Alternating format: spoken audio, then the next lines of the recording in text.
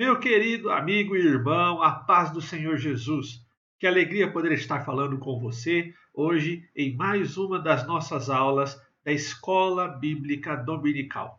Dentro deste tema tão delicioso e bom que nós estamos trabalhando, nesse período que temos separado para aprender um pouco mais acerca do Evangelho, que conforme nós já falamos nas aulas passadas, é de fato, aquilo que é essencial para as nossas vidas em Cristo Jesus.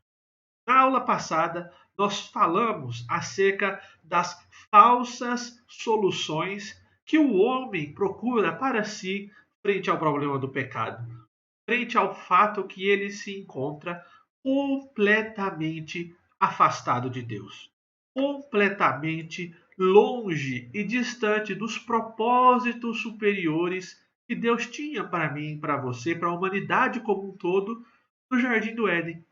Mas sabemos que a nossa queda, o nosso pecado, a nossa falha, a nossa independência de Deus, para a qual nós não fomos criados, nos colocou longe do jardim, longe do descanso, longe do sábado, longe do propósito de Deus para todos nós.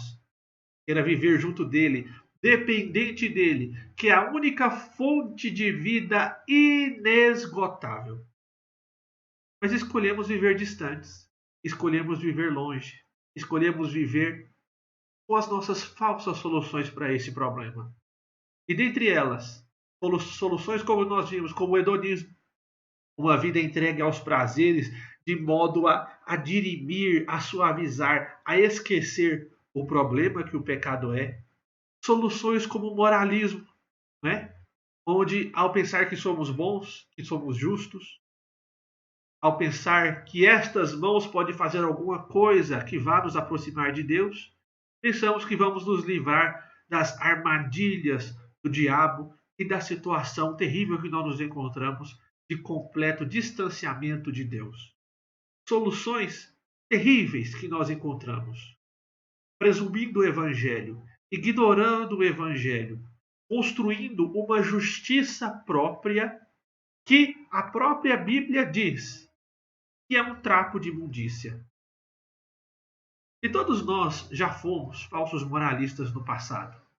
Religiosos, que nos apegamos a uma religião moralista, achando que estamos nos aproximando de Deus.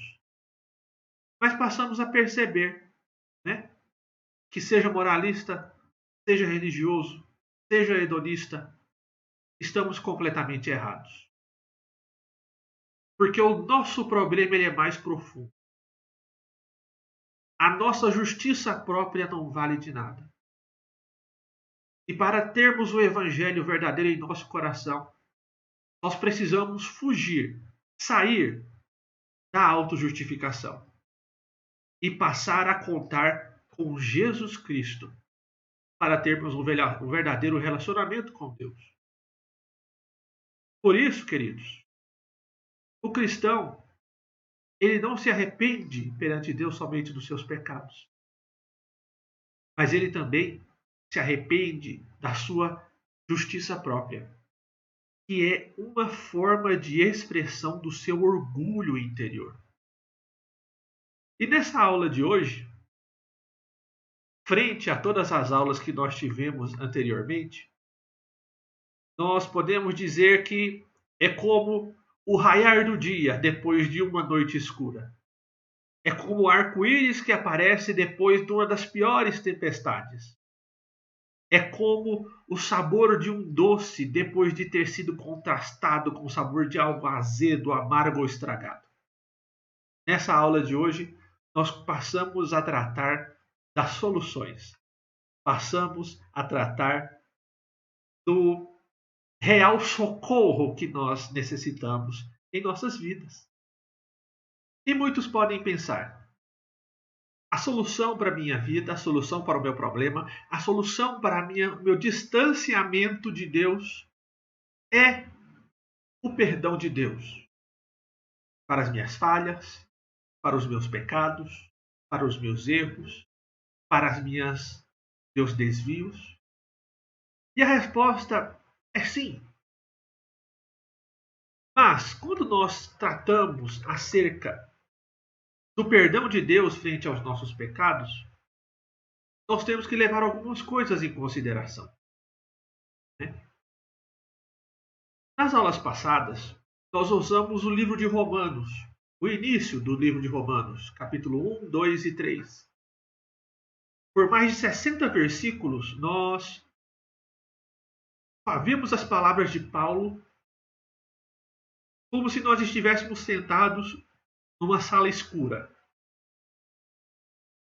Uma sala escura porque Paulo descreve a fatalidade do pecado, a gravidade do pecado, a falta de solução para esse problema através das forças do homem. E nós vemos nos primeiros capítulos de Romanos que não existe outra definição para o homem a não ser desviado, afastado, longe de Deus. E nós vemos que nós somos incapazes de enxergar uma solução através de nossas forças. Porque a escuridão do pecado não nos permite enxergar um palmo sequer à frente do nosso nariz. A escuridão do pecado nos coloca em uma noite fria e escura, onde para nós parece não haver solução. Mas quando nós chegamos em Romanos, capítulo de número 3, nos versículos 21 adiante, uma luz começa a surgir, mostrando que Deus tem um jeito. Não sou eu, nem você que tem um jeito ou uma solução para os nossos problemas, mas Deus tem uma solução para nós. Quando nós chegamos em Romanos, capítulo de número 3, versículos 21 a 24, nós estamos diante, queridos, de um trecho da Bíblia que a maioria dos teólogos e pregadores dizem ser o ápice da Bíblia. Dizem ser a cordilheira do Andes da Bíblia, o ponto mais alto. Alguns chamam esse trecho do capítulo de número 13 de Romanos de Acrópole da fé cristã. A grande estrela que brilha nas Escrituras. Chegam a dizer até mesmo que se o homem chegasse a perder toda a Bíblia, esquecesse a Bíblia, não houvesse mais exemplares da Bíblia disponível, se nós tivéssemos acesso somente a estes versículos de 21 a 23, a essência do verdadeiro evangelho e da fé cristã estaria salva. E Paulo, nesse versículo, depois de relatar tanto o problema que a humanidade sofre e a situação onde ela está por causa do pecado, ele começa a dizer o seguinte: mas agora se manifestou uma justiça que provém de Deus, independente da lei, da qual testemunham os profetas e a lei. Justiça de Deus mediante a fé em Jesus Cristo, para todos os que creem. Não há distinção, pois todos pecaram e estão destituídos da glória de Deus, mas agora estão sendo justificados gratuitamente por sua graça, por meio da redenção que há em Jesus. Glórias sejam dadas a Deus, porque sim, Ele tem um meio, Ele tem um caminho. Quando o homem falha, Deus o socorre. A salvação é dada por Deus, queridos, motivada por Deus, autorizada por Deus, originada em Deus. Mas você pode me perguntar, irmão João, nós não vimos que esse mesmo Deus que agora está dando a solução, alguns capítulos atrás está irado, está esperando derramar sobre nós a sua ira, porque Ele é santo, E a resposta para essa ira é automática, para essa santidade é automaticamente a ira derramada sobre o homem? Nós podemos dizer sim, isso é verdade. Aí você falar, tem alguma coisa errada. O que queria antes nos matar, agora vai nos socorrer? E frente a essa dúvida, nós levantamos alguns questionamentos. Como pode Deus nos salvar sem retirar a punição? Como pode Deus nos perdoar sem rebaixar o seu padrão de santidade? Como pode Deus nos tornar justos perante Ele, que é a única condição para que nós nos apresentemos face a face a Ele, tenhamos o nosso relacionamento com Ele restaurados, é se nos tornarmos justos? Como pode Deus fazer isso sem se tornar um corrupto? E a partir dessas perguntas, queridos irmãos, que nós chegamos ao maior paradoxo das Escrituras, ao maior paradoxo da Bíblia Sagrada. Quando nós perguntamos, como Deus pode amar o pecador enquanto mantém a sua justa punição ao pecado? Como pode Deus amar o pecador enquanto ele continua sendo santo, justo e perfeito completamente?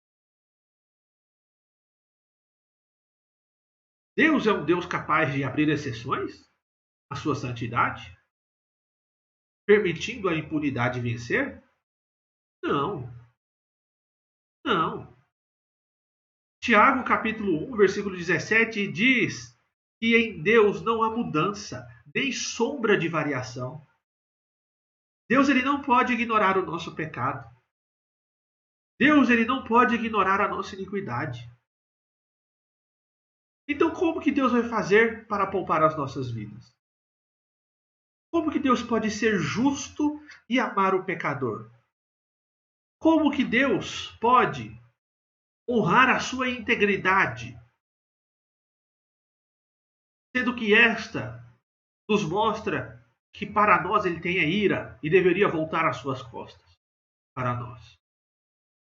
Esse, irmãos, é o maior problema filosófico, teológico das Escrituras, sendo que ela mesma tem a resposta. A Bíblia, queridos irmãos, é uma história que conta a resolução desse paradoxo. A Bíblia, ela é a grande história que fala acerca deste conflito. Por isso, irmãos, nós temos que entender, acima de tudo, que Deus propôs um caminho para o homem voltar para ele mesmo e continuar sendo santo é um paradoxo. E se você não entende que isto é um paradoxo, você não entendeu até agora nada. Às vezes você pode dizer em seu coração, bem, Deus pode simplesmente me perdoar. Porque a gente, quando perdoa alguém, não somente libera o perdão e não quer saber que aquela pessoa seja punida. Para nós pode até ser verdade, mas para Deus isso não tem nada a ver. Lá em Provérbios, capítulo 17, versículo 15, diz que absorver o ímpio e condenar o pecado e condenar o justo são coisas que Deus abomina. Abominação, queridos, é rejeição, é asco, é nojo. E aqui fortalece mais ainda esse paradoxo, mostrando que Deus, ele não é capaz de livrar aquele que é culpado, porque isso para ele é abominável. Então permanece um impasse aqui. Se Deus ele é justo, se Deus ele é santo, ele não pode nos perdoar. Deus não pode me perdoar e te perdoar por sua própria natureza. Deus ele não pode tratar, como diz aqui o versículo a seguir, o justo e o ímpio da mesma forma. Longe de ti matar o justo com o ímpio, tratando o justo e ímpio da mesma maneira. Longe de ti. Não agirá com justiça, ó Deus da terra? Isso, queridos, tem que nos levar a algumas reflexões. A primeira reflexão é que Deus, ele é um ser de valor infinito. E sendo um ser de completo valor, ele não ignora o pecado. Deus, quando nós erramos, ele é incapaz de dar um tapinha nas nossas costas, varrer a sujeira para debaixo do tapete e falar: segue seu caminho, eu não vi nada. Não. Deus, ele não é capaz de fazer isso. Pelo contrário, Deus, quando vê o pecado, ele não se comporta de nenhuma outra forma, a não ser se irar, a não ser colocar a sua justiça e santidade em ação. E se assim não fosse, ele passaria uma imagem de fraco, de indeciso, algo que ele não é. Em segundo lugar, o nosso Deus, ele é um Deus justo. E o seu amor é um amor justo. O nosso Deus é um Deus perfeito. Não um mar de contradições como o homem. E esse problema é um problema que nós vemos às vezes em cima do púlpito das igrejas. Pregadores, homens e mulheres, dizendo que Deus poderia ser justo com você, mas no lugar de ser justo, ele escolheu te amar. No lugar de derramar sobre você a sua ira, ele escolheu te amar e não sendo justo com você. Sabe o que está dizendo quando a pessoa afirma isso? Que Deus ele escolheu não ser justo conosco, mas antes nos amar? Está dizendo que o amor de Deus é um amor injusto, errado. Em Deus não há espaço para a injustiça. Em Deus não há espaço para o erro. Deus ele não comete a injustiça nem mesmo em nome do amor. O amor de Deus ele é santo. O amor de Deus ele é justo. E não há nada que possa acontecer para que a santidade e a justiça de Deus seja manifesta aos homens. Em terceiro lugar, Deus, meus amados irmãos, ele é o juiz de toda a terra. E não é adequado ao juiz de toda a terra perdoar o ímpio. Não seria adequado ao juiz de toda a terra perdoar o criminoso diante de um tribunal. Não é. Imagine você que você trabalha no período da noite e você sai à tarde, deixa sua família em casa. Você, mulher, deixa seu marido e seus filhos. Você, homem, deixa sua esposa, sua mulher e seus filhos. Trabalha a noite toda, né? E quando você retorna à sua casa, do nada, você vê que um homem cruel entrou e matou todos os seus familiares, a sua esposa e os seus filhos. E você entra pela porta e aquele homem ainda está lá, com o sangue dos seus filhos em suas mãos. E naquele momento você o domina. Você consegue o prender. Você consegue levá-lo até a polícia. Entrega esse violento assassino que despedaçou com suas mãos o motivo pelo qual você havia vivido até agora, que era a sua família. E assim aquele homem é levado até um juiz. Você é a testemunha. O polícia é o testemunha também. Porque viu que aquele homem matou toda a sua família. E aquele juiz em sua sentença diz: olha, criminoso, eu sei que você é um assassino cruel, um assassino violento. Mas eu sou um juiz amoroso. Eu sou um juiz amável. Eu não me irrito com ninguém. Então você está livre, você pode ir, eu te perdoo. Isso é uma injustiça. Com certeza eu e você iria gritar, iria para as ruas, iria para os jornais, iria para onde quer que for exigindo justiça. Porque aquele homem matou minha família, aquele homem é culpado, ele não pode ser perdoado.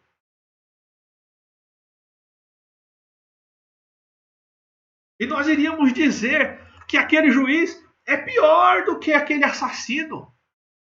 É mais perverso do que o homem que matou a minha família. Porque um magistrado, um juiz, deve fazer o que é certo, o que é a justiça. E não justificar aquele que é perverso e mau. Você vê aí o problema? Você vê aí a questão que é impossível Deus nos perdoar ignorando o nosso erro? Você vê aí o problema que é impossível Deus nos absolver ignorando o nosso pecado? O nome para isso é hipocrisia. E em Deus não há hipocrisia. E em Deus não há margem para qualquer tipo de injustiça. E esse é o paradoxo das Escrituras. Se Deus ele é justo, ele não pode nos perdoar. Então a questão é: como pode Deus justificar o homem perverso e continuar sendo justo? Como pode Deus justificar a mim e a você, pecadores horrendos e terríveis, e continuar sendo Deus, onde nós acabamos de dizer que nele não há sombra nenhuma de variação?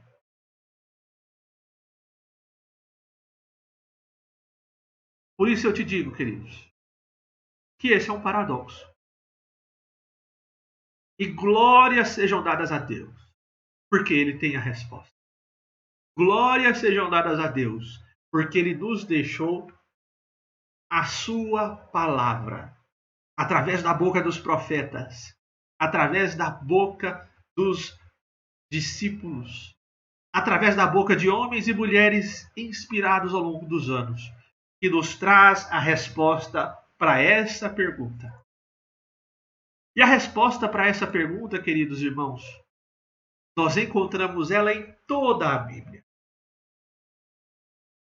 Queridos, logo após encerrar Gênesis capítulo de número 3, do relato acerca da queda do homem, nós já temos a passagem a seguir que nos diz que Adão teve seus filhos e após ter os seus filhos, ele foi oferecer sacrifícios a Deus. Nós temos passagens, ainda no livro de Gênesis, nos primeiros capítulos, falando que Noé, após sair da arca, ele ofereceu sacrifícios a Deus por causa dos seus pecados. Nós temos muito mais ainda em Moisés. Deus ensinando o povo e Deus colocando em palavras e em forma de lei um sacrifício substitutivo, como uma maneira do pecado do povo ser expiado, ou reparado, ou perdoado. Por isso, a Bíblia, ela conta uma grande história que resolve este paradoxo. Um sacrifício, uma propiciação, uma dupla troca, uma substituição que ocorre na cruz do Calvário. E isso tudo claramente na Bíblia em várias passagens. Em várias passagens. Em Hebreus capítulo 9, versículo 22, nos diz: de fato, segundo a lei, quase todas as coisas são purificadas com sangue, e sem o derramamento de sangue não há perdão. Ou seja, irmãos, alguém tem que morrer por causa do nosso pecado. Porque a Bíblia diz que o salário do pecado é a morte. E Deus ele não enxuga nem passa o pano para nós. Queridos, a graça que nós tanto pregamos e tanto falamos na igreja não é algo barato. Não é algo que foi de graça. É algo que teve um custo. E Deus, queridos, ele não pode pôr fidelidade à sua própria glória e perfeição, deixando passar o pecado batido. Varrendo o pecado para debaixo do tapete. Mas por graça, no Antigo Testamento, Deus ele permite para o povo de Israel usar animais como substitutos, como um grande ensaio, como um grande símbolo para o grande ato de substituição que Deus iria fazer. Para o grande ato onde Deus iria derramar a sua ira sobre alguém que não era eu e você. Sobre alguém que ele iria enviar. Porque se Deus fosse derramar a sua ira sobre todo o homem e sem substitutos, não ia sobrar ninguém para contar essa história, irmãos. Não ia sobrar ninguém. Ninguém. Hebreus 9:22 diz que sem sangue derramado não há perdão. Levíticos 17:11 diz: o sangue faz propiciação pela vida. Ou seja, a ira de Deus vai acontecer. A ira de Deus vai ser derramada. A ira de Deus e a santidade de Deus em ação vai entrar em ação. Deus ele tem um caminho para nós. E esse caminho passa pelo derramamento da ira dele.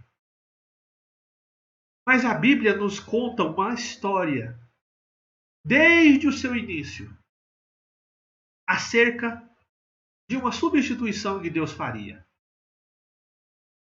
De uma substituição que Deus faria no nosso lugar.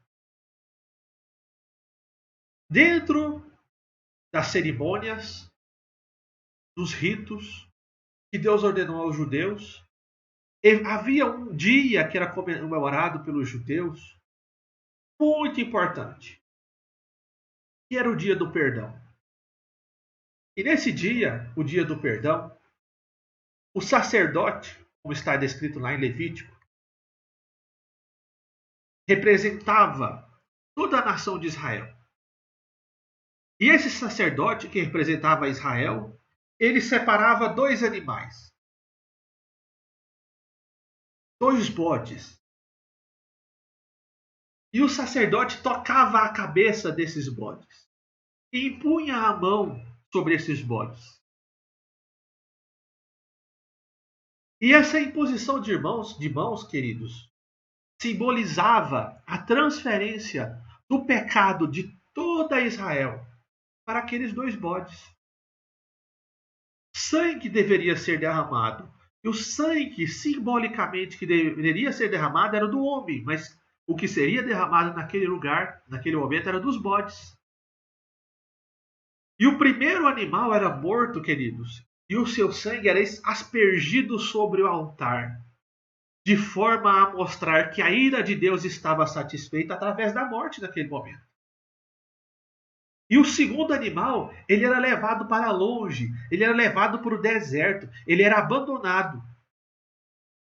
Como uma figura não somente que a ira de Deus estava satisfeita, mas também que todos os pecados do povo haviam sido mandados agora para longe, fora do alcance dos israelitas. Não seriam mais lembrados nem por Israel, nem por Deus. E todo esse ritual, queridos irmãos, mostra a misericórdia de Deus ao mostrar e ao dar ao homem um caminho diferente da condenação. Um caminho onde a culpa fosse retirada. Porque a lei deixa clara que esta substituição e esses sacrifícios garantia àquele povo o perdão dos seus pecados. No lugar do povo Deus via no sangue derramado dos bodes o sangue daqueles israelitas.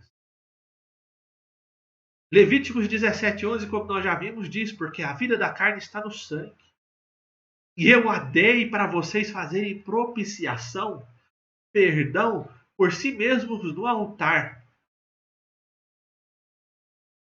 E naquele momento onde esses animais eram oferecidos, onde esses animais eram mortos, a ira justa e merecida de Deus recai sobre o animal, um substituto do homem.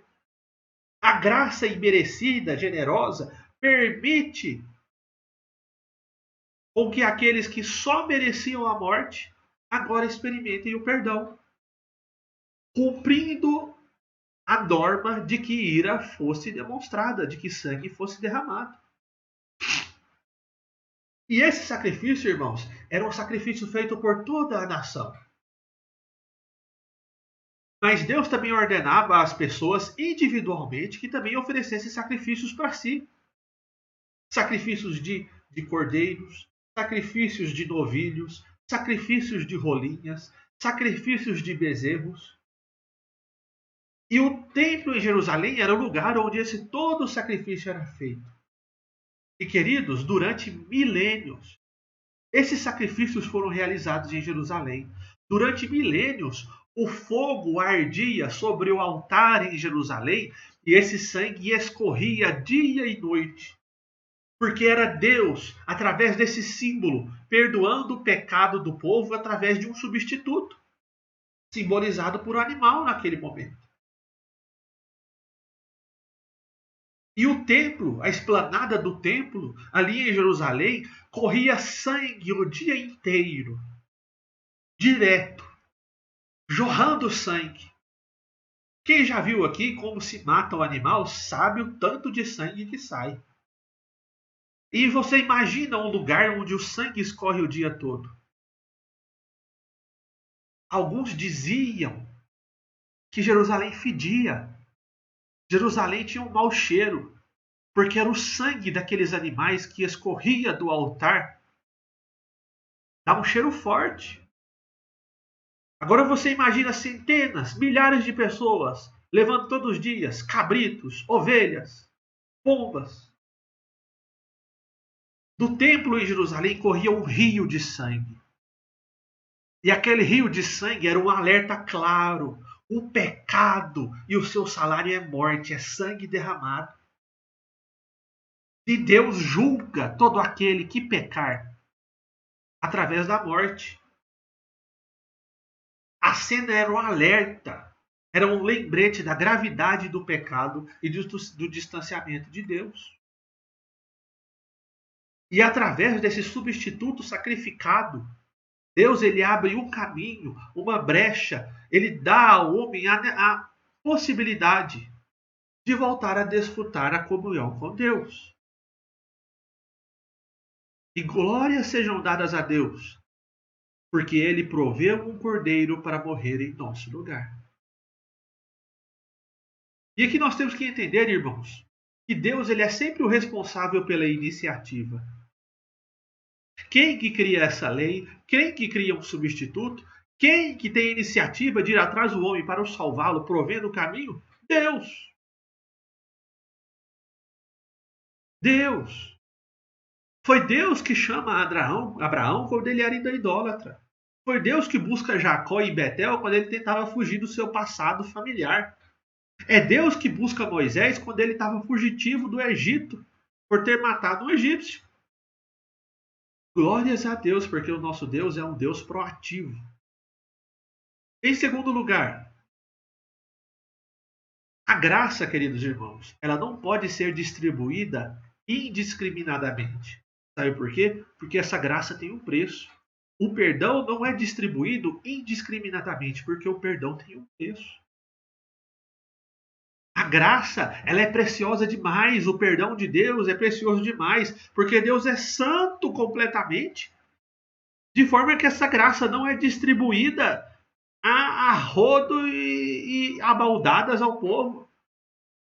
Porque essa graça ela necessita de um preço a ser pago, de sangue a ser derramado. E quando nós conhecemos o Evangelho, quando nós conhecemos este paradoxo e a solução para ele, nós passamos a entender e ter uma postura reverente em relação à graça. Que não é um produto que é oferecido em bandejas de forma farta, mas é um produto que é precioso, ele custa sangue e ele custa vida.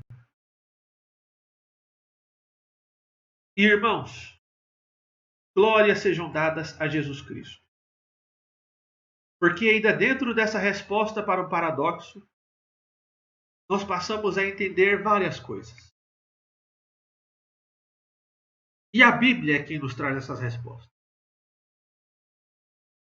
Sim, queridos.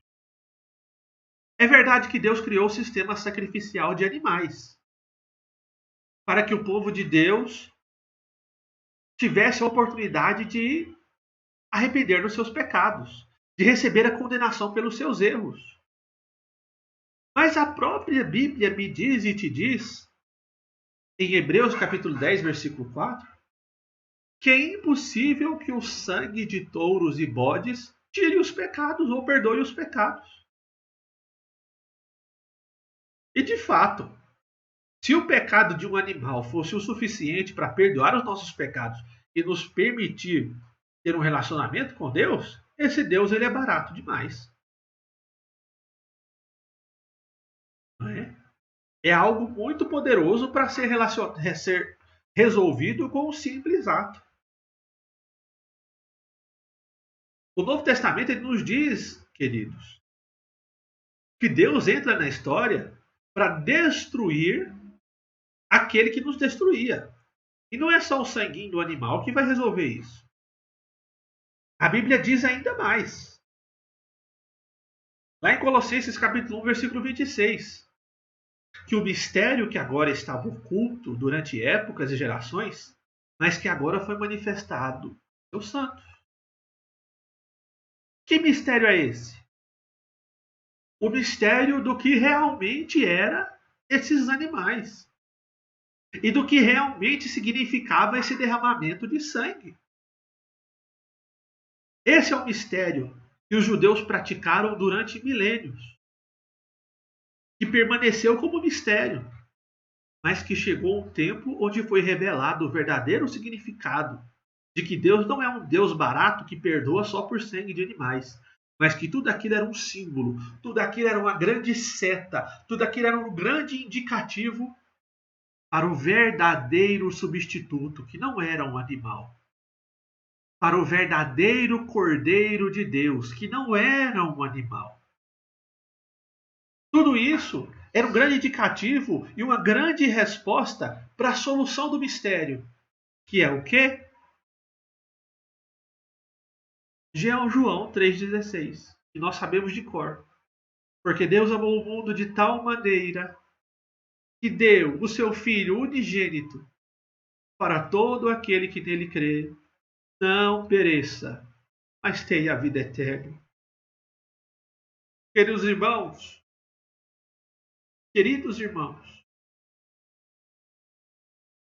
se a origem do problema, do pecado, é o homem, e o homem querendo virar Deus,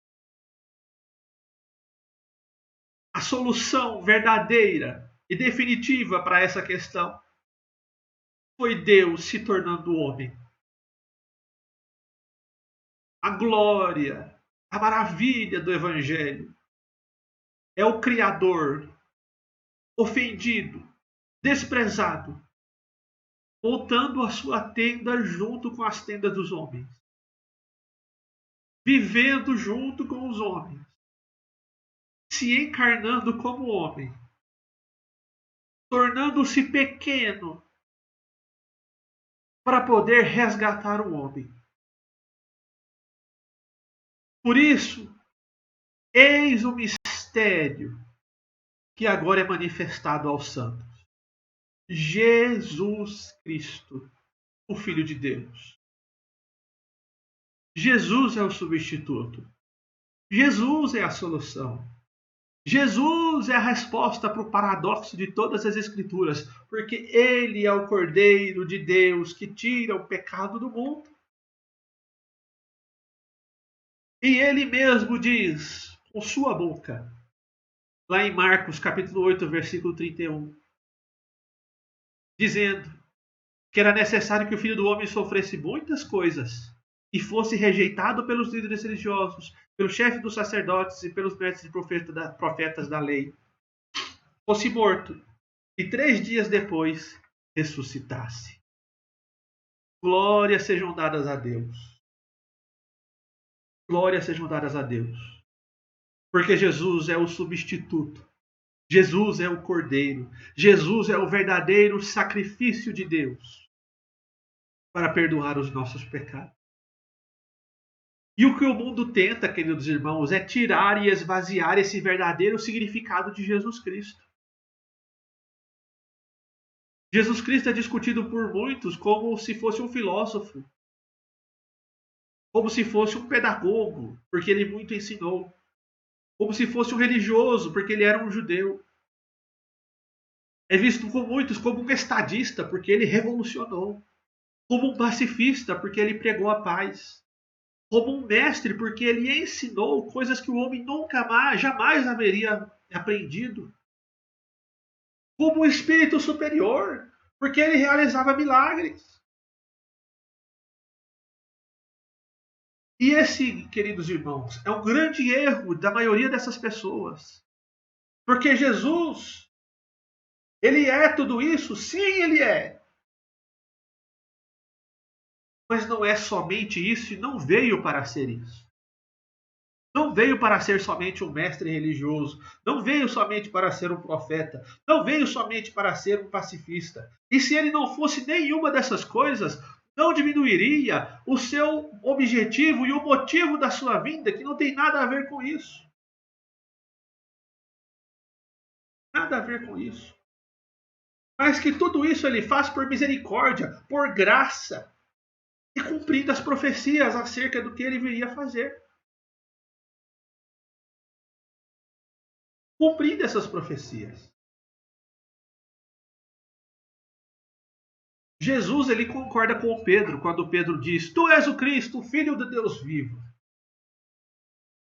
Mas ele era o Cristo, o Filho de Deus vivo, que Deus enviou, não que o povo judeu esperava. Porque o povo judeu não entendeu a promessa.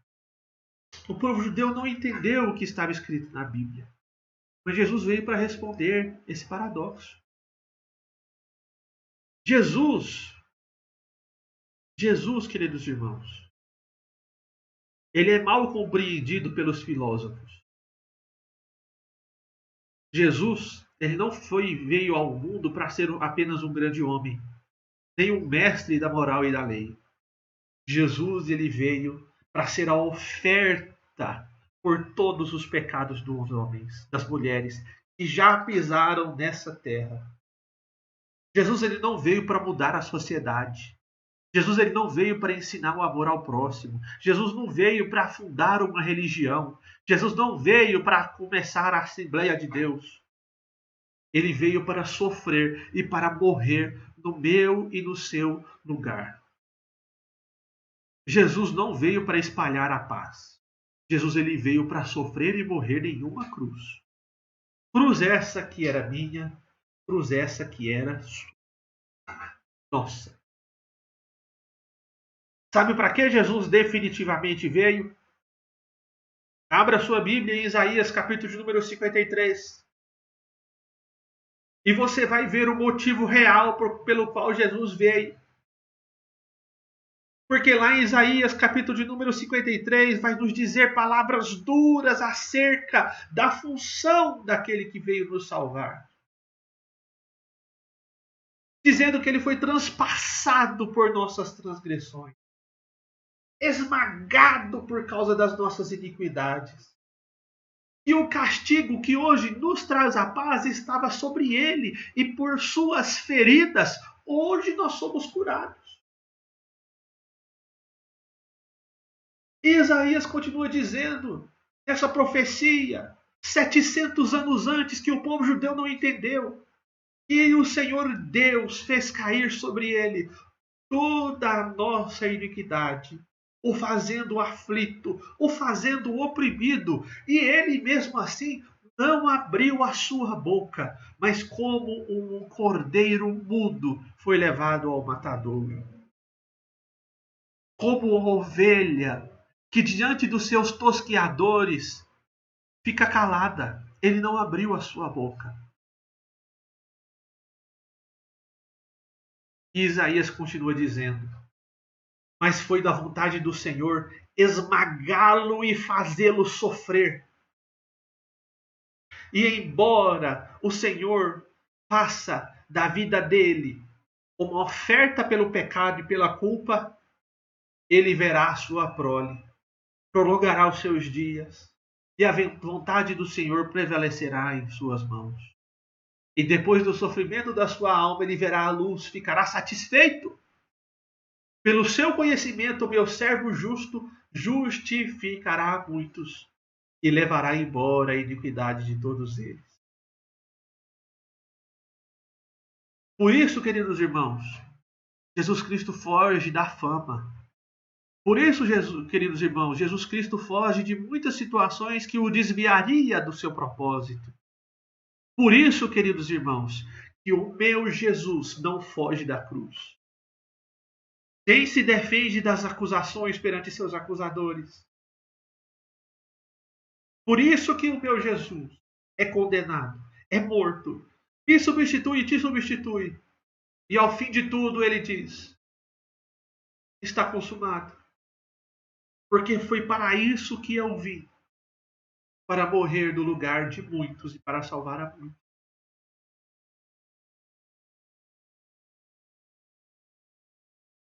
João capítulo 12, versículo 27. Quando Jesus estava prestes a ser crucificado, ele pronuncia: agora o meu coração está perturbado. O que é que eu vou dizer?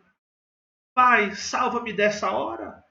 Não, eu vim exatamente para isso e eu vim para esta hora.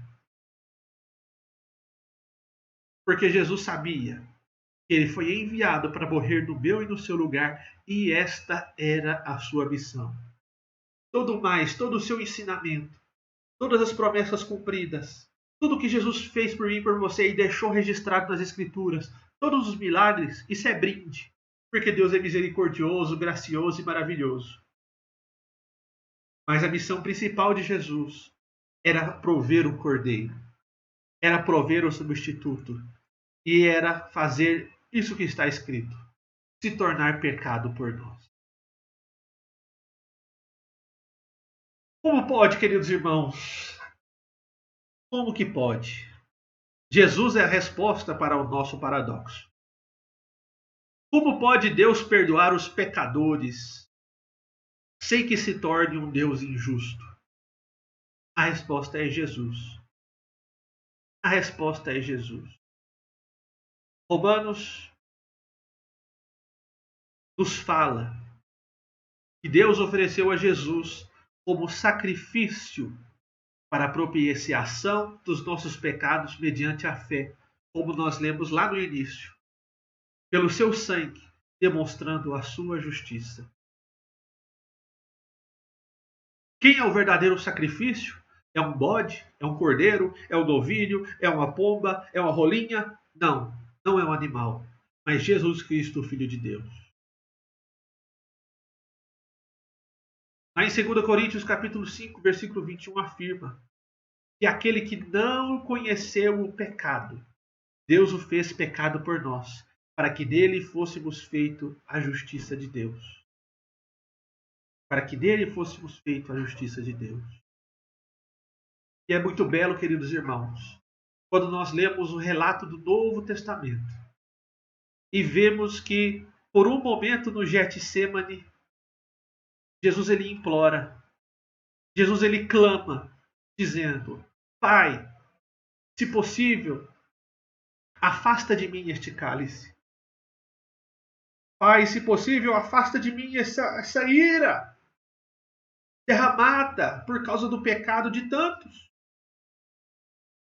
E o texto diz que a agonia de Jesus chega a um ponto tão extremo que ele passa a sofrer de uma doença chamada de hematidrose, onde alguém tomado por profunda tristeza, fraqueza, abalo emocional, passa a sofrer um colapso físico e suas veias se rompem e o seu suor se mistura com sangue e esse sangue sai pela pele. Qual a razão de Jesus ter tamanha angústia? Qual a razão de Jesus ter tamanha tristeza e se angustiar de tanta forma, mesmo tendo sido perseguido, mesmo tendo sido açoitado, mesmo tendo feito tudo isso? A razão é que ele sabia que quando ele saísse do Getsêmani, Deus começaria a derramar sobre ele um cálice da ira divina. A ira de Deus por causa do meu e do seu pecado. A ira de Deus por causa do meu e do seu erro seria derramada sobre Jesus. A ira por causa do erro de milhões de pessoas. Nós sabemos que pela fé estão salvas em Jesus. A ira de Deus por estes pecados seriam derramados em Jesus. Muitas pessoas, queridos irmãos, dizem que quando Jesus Cristo afirma: Pai, se possível, afasta de mim esse cálice, era Jesus Cristo pedindo para Deus que evitasse o sofrimento físico da cruz. Era Jesus pedindo para Deus que ele não fosse traído, como ele foi traído por Judas, negado por Pedro. Mas essa resposta, queridos irmãos, para o cálice não é satisfatória. Sabe por quê? Porque se a ira de Deus fosse somente a morte, os mártires não precisariam de Jesus. Se a ira de Deus fosse somente a morte, por que tantas pessoas, anos atrás, milênios atrás e ainda hoje, por não negar a Jesus Cristo, são mortas? E de maneiras terríveis,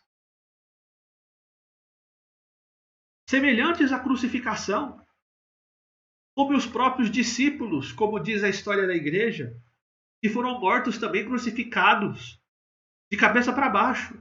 E isso os faz como Jesus? Como tantos, queridos irmãos, que eram pintados de piche por não negar a Jesus Cristo e eram ateados fogo neles. E eles eram feitos como tochas humanas para iluminar as ruas de Roma. E mesmo assim, a história da igreja nos diz que esses homens e mulheres que, ao não negar a Cristo, eram condenados à morte, eles iam até a morte cantando, recitando salmos, se alegrando, cantando hinos.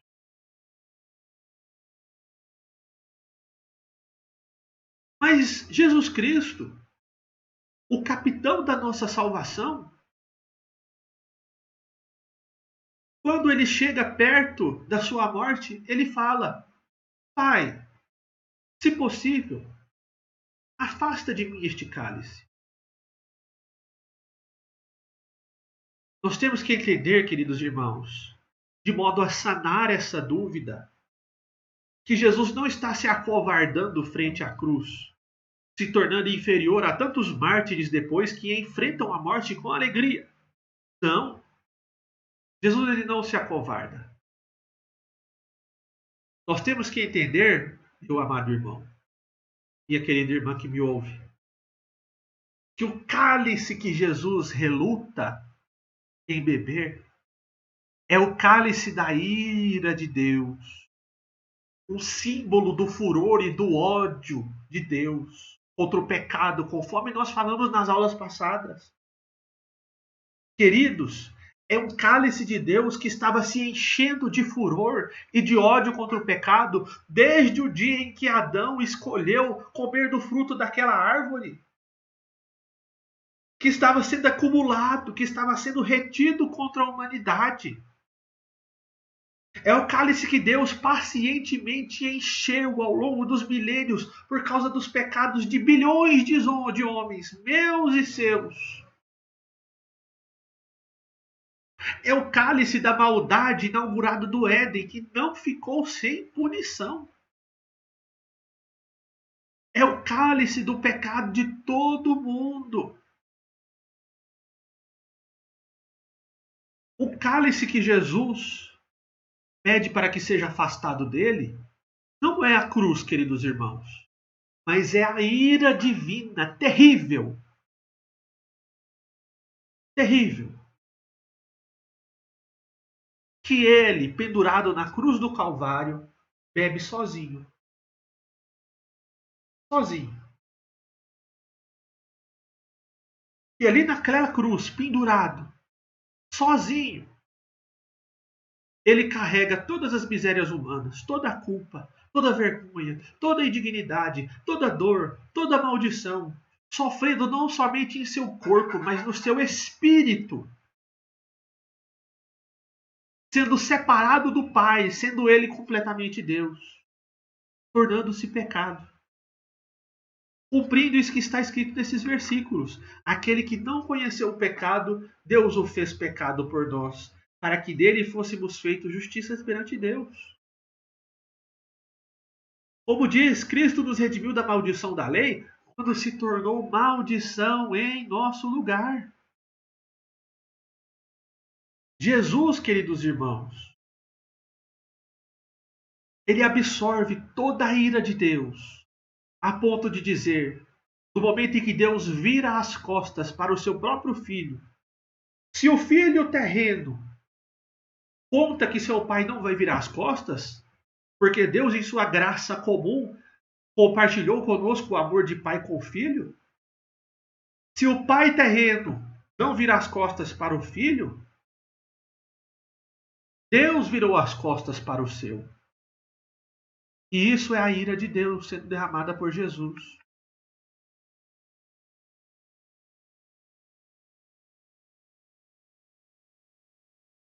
Isso quer dizer, queridos irmãos,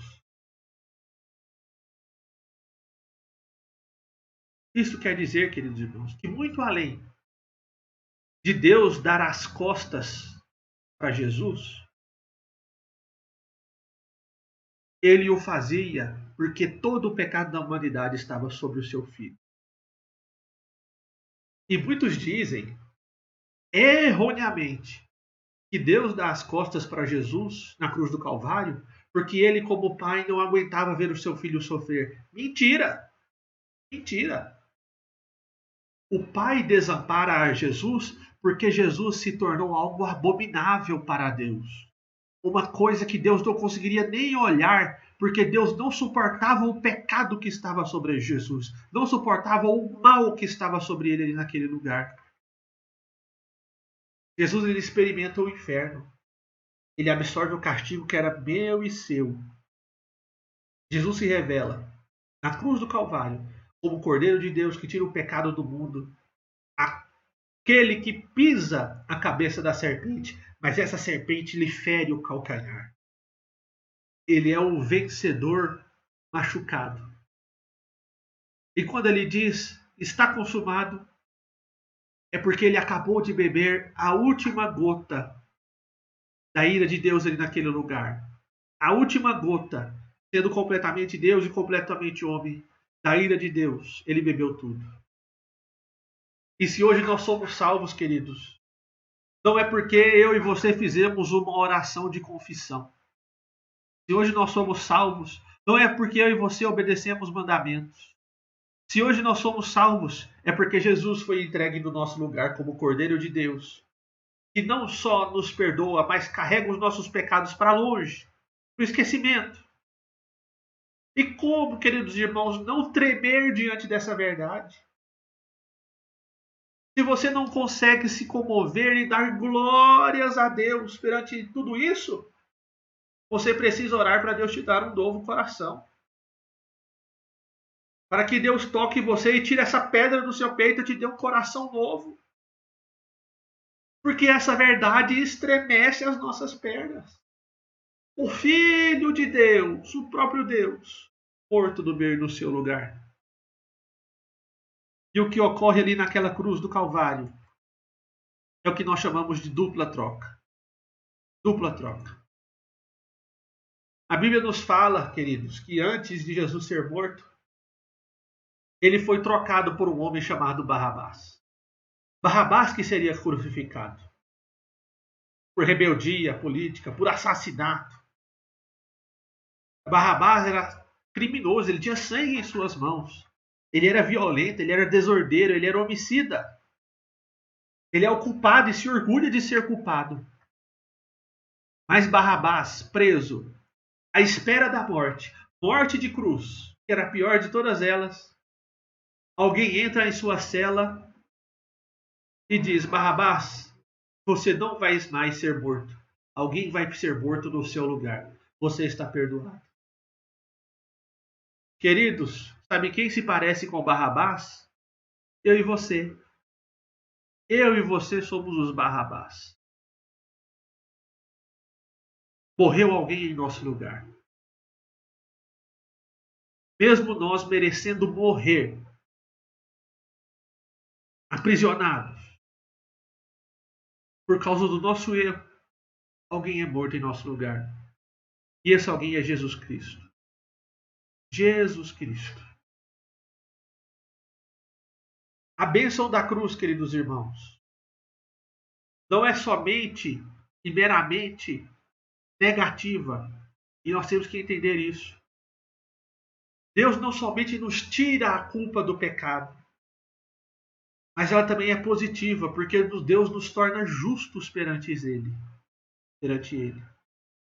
2 Coríntios 5:21 diz que aquele que não conheceu o pecado, Deus fez pecado por nós, para que nele fôssemos feitos a justiça de Deus. Olha que maravilha! Nessa dupla troca, eu e você, os Barrabáses desse mundo, sendo trocados por Jesus Cristo, aquele que era digno de morte, agora é chamado e feito de justiça de Deus. Jesus, justo, Filho de Deus, sofreu como injusto, para que todos os injustos pudessem viver. 1 Pedro nos fala que a ficha limpa de Jesus é trocada com a nossa, e a nossa ficha suja é entregue no lugar dele. É entregue para ele. Padeceu uma vez pelos nossos pecados, os justos pelos injustos, para levar-nos a Deus. E glórias sejam dadas a Deus por isso. Irmãos, todas essas consequências nós vamos continuar relatando nas próximas aulas. Acerca dessa justiça que nos é imputada. Acerca desse sacrifício tão maravilhoso que faz de nós, outrora pecadores, agora justiça de Deus. Homens santos e justos. E tudo isso a partir do momento que nós entendemos que Jesus é o único substituto perfeito e suficiente. Por quê? Porque, em primeiro lugar, somente ele era Deus. Jesus ele não era semelhante a Deus. Jesus ele não era apenas um enviado de Deus. Jesus não era só um íntimo de Deus. Mas ele era o próprio Deus Altíssimo, uma das pessoas da Trindade, como nós vimos lá no começo. É o Jesus que faz parte da nossa criação, entrando em um santo consenso com Deus Pai e Deus Espírito Santo, quando ele diz: façamos o homem à nossa imagem e semelhança. Esse substituto, irmãos, não poderia ser somente um mero homem de carne e osso, como eu e você. Porque a salvação não pode, queridos irmãos, ser conquistada por mim e por você. A salvação somente pode nos ser dada de graça. Jonas capítulo 2, versículo 9, nos diz que ao Senhor pertence a salvação. E esse mesmo Senhor que conquista a salvação nos dá. A Bíblia nos diz que Deus jamais dividiria a sua glória com ninguém. Por isso ele mesmo morre em nosso lugar. Queridos, o Cordeiro ele deveria ser entregue e se entregar por mim e por você. Mas você pode dizer: o homem pode fazer isso. Não, o homem não pode. Por quê, queridos irmãos? Porque a vida do homem não pertence a ele, pertence a Deus. E esse homem não pode entregar a sua vida. Somente Deus poderia entregar a vida dele, do seu próprio filho, por mim e por você. Em segundo lugar, Deus ele é perfeito porque ele não somente era Deus, mas ele também era homem. Nós vimos que Deus ele possui 100% de uma natureza divina e 100% de uma natureza humana. E ele desfruta da plenitude de sua natureza. Jesus desfruta da plenitude dessas duas naturezas em si mesmo. Queridos, uma história pode ilustrar como Deus era 100%, como Jesus era 100% homem e 100% Deus. Imagine você, se um príncipe decide trocar de lugar com um mendigo na rua. Ele chama um mendigo, esse mendigo aceita, esse mendigo se veste de príncipe e o príncipe se veste de mendigo. Eles invertem suas roupas, suas moradias, seus nomes, sua alimentação. Mesmo por estar na sarjeta, mesmo por estar vestido como mendigo, o príncipe, ele deixa de ser príncipe? Não, ele permanece príncipe. Com os poderes de príncipe, porque ele é um príncipe. Mas ele não pode expressar sua santidade enquanto quiser se submeter à vida de miserável. Da mesma forma, Jesus, ele continua possuindo a natureza divina enquanto homem aqui na terra, atribuindo e usufruindo de todas as prerrogativas de Deus, mesmo num corpo de homem. Mas ele escolhe não usufruir dos seus direitos de Deus, abrindo mão de tudo, a fim de ser como nós, os mendigos, como seus irmãos, sendo ele o irmão mais velho, para se tornar menor de todos como um servo. Jesus ele tinha que ser homem, meus queridos irmãos, porque o substituto da humanidade precisava ser um homem. Em terceiro lugar, Jesus ele é o substituinte perfeito, porque só ele tem a natureza divina. Jesus, ele tem a natureza divina, sabe por quê? Porque Jesus não é filho de Adão. Jesus ele é filho de Deus. E por isso ele pode inaugurar uma nova genealogia dos filhos de Deus. E por isso Jesus é tão diferente do homem natural, de mim e de você. Porque ele não é somente mais santo daqueles que nascem em Adão, mas ele é completamente diferente. Ele é completamente homem e ele é completamente Deus. Ainda mais, porque Jesus é o substituto perfeito. Porque somente ele cumpre a lei. E a Bíblia nos conta isso. E na sua vida, Jesus cumpriu cada exigência da lei para um homem completamente justo. E ele foi o único que fez isso. Ele foi o único que pôde se achegar a Deus pelo seu próprio crédito, merecimento, sendo ele completamente inculpável. E por ser o único completamente inculpável que pode chegar até Deus, ele escolhe chegar até Deus e falar: derrame sobre mim todo o seu cálice. Essa missão é minha, de salvar aquele homem que nós criamos. E continuando, a morte, ela não tinha direito sobre Jesus Cristo. Sabe por quê? Porque Jesus não pecou. Então a morte não tem direito nenhum sobre ele. Nós sabemos que o salário do pecado é a morte. Por isso a Bíblia nos diz que Jesus ele penetra as trevas. Por isso que Jesus vence a morte. E agora ele compartilha a sua vitória conosco. Por isso que lá em Apocalipse, Jesus Cristo diz: eis que tenho as chaves da morte e do Hades. Por isso que lá em Romanos, Jesus Cristo diz, Paulo diz que por meio de Jesus, a lei do Espírito da vida nos liberta do pecado e da morte. E por fim, Jesus ele é perfeito porque somente ele cumpriu todas as profecias. Nele se cumpre todas as mais de 300 profecias contidas no Antigo Testamento. E nele se cumpre cada ponto, cada vírgula, cada palavra, cada exigência, sem nenhum tipo de forma de tentar diminuir ou tirar algo. Somente Jesus pode reivindicar o papel de Cristo, porque ele é o Cristo. Por isso, por ter sido completamente homem, somente Jesus pode compadecer de mim e de você. Sabe por quê? Porque ao tornar homem, Jesus Cristo experimentou deste corpo, da tristeza, da dor, da tentação, da fome. Por isso, Jesus Cristo é o nosso sumo sacerdote, capaz de compadecer-se de cada uma das nossas angústias, tristezas e aflições. Por isso, Jesus Cristo é misericordioso e cheio de graça.